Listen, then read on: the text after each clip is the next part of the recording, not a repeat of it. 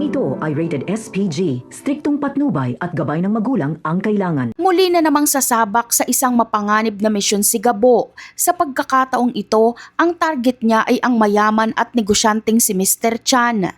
Ayon na rin sa utos ng kanyang pinuno na si Paps, desidido si Gabo na gawin ang lahat para maging matagumpay ang trabahong ito dahil kailangan niya ng pera.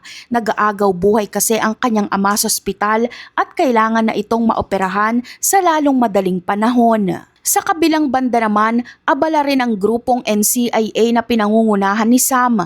May panibago rin silang utos mula sa kanilang nakakataas at ito ay ang hanapin at hulihin si Mr. Chan dahil sa mga illegal nitong gawain.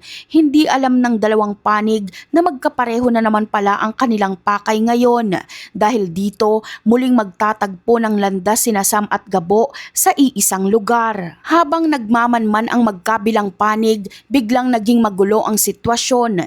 Imbis na magkaaway sina Sam at Gabo, laking gulat nila nang biglang sumugod ang mga armadong tauhan ng pamilya Zapra. Galit na galit ang mga ito at gustong maghiganti kay Sam dahil siya ang dahilan kung bakit nahuli at nakulong si Victor alias Tigre. Napilitang lumaban si Sam, ngunit masyadong marami ang mga kalaban.